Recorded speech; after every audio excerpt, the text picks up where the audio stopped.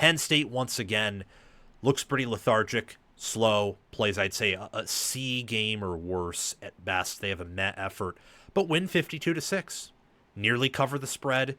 Villanova's final points came with 0 seconds left on a 4th and goal with a wonderful one-handed catch.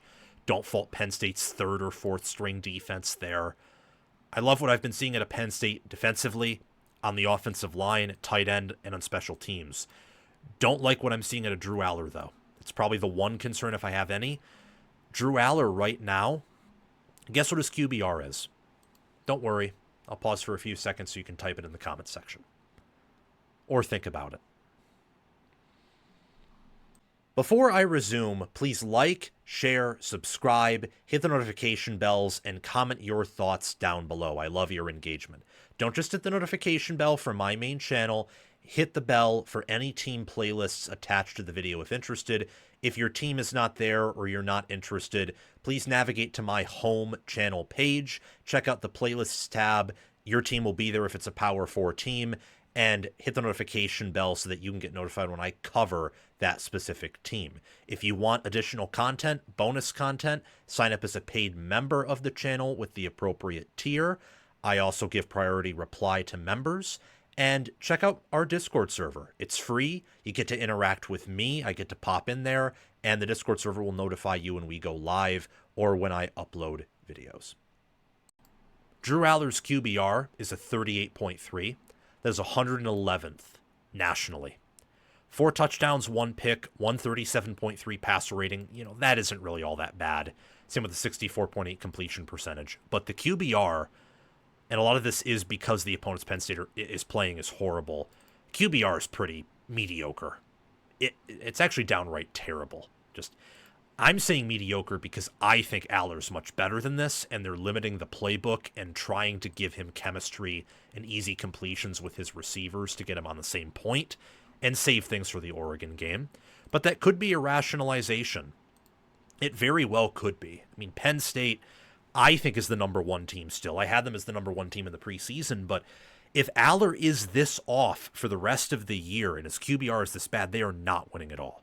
You cannot win it all with the QBRs at the top 100. It's impossible unless you're 2001 Miami, and Penn State's not that.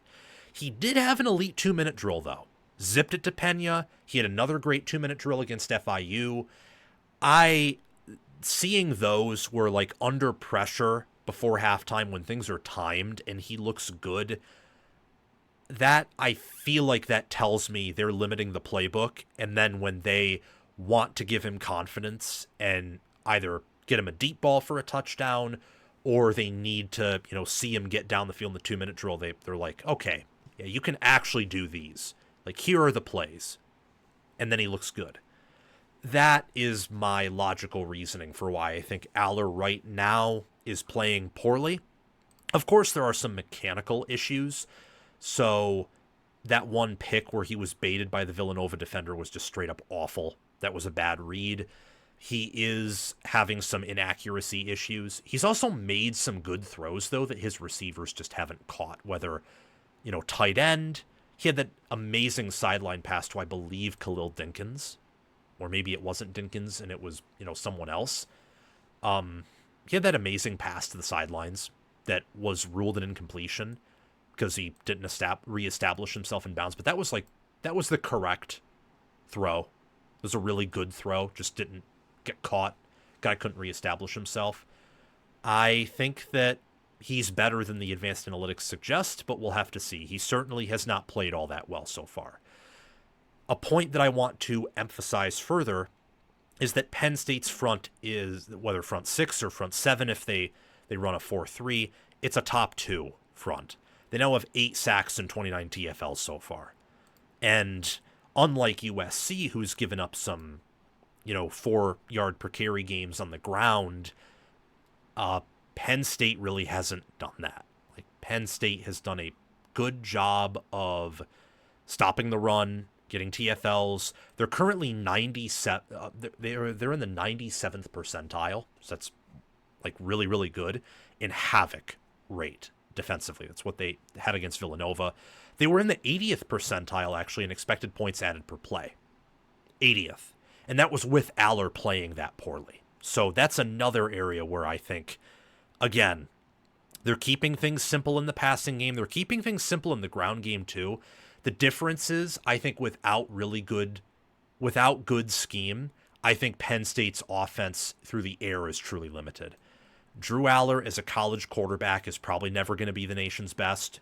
He could be that way in the NFL if he translates or gets developed, but just because of some of the receiver limitations, like he's never had a top 5 wide receiver core, and the fact that in college we've seen him and he's had some disappointing moments, there is a cap to Penn State's passing offense that I think scheme and Kotelnicki help, and the run game too help. With Penn State's rushing offense, though, and Allar will be involved in this. I think he showed in this game that he is nimble and faster than he's ever been. So I think that they'll show off some of the RPO run stuff in Big Ten play, and that starts with Oregon. Penn State, they had a long run of 18. Villanova, by the way, had no TFLs, no sacks.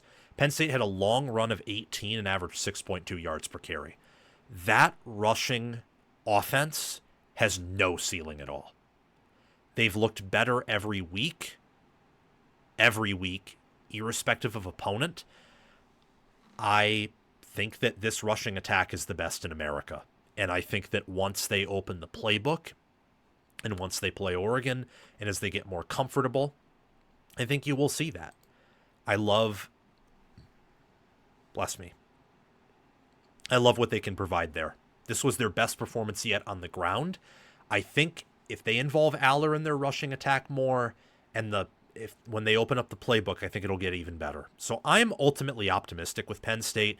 I'm really not concerned about them, and the sports books show that. So Oregon has gotten tougher.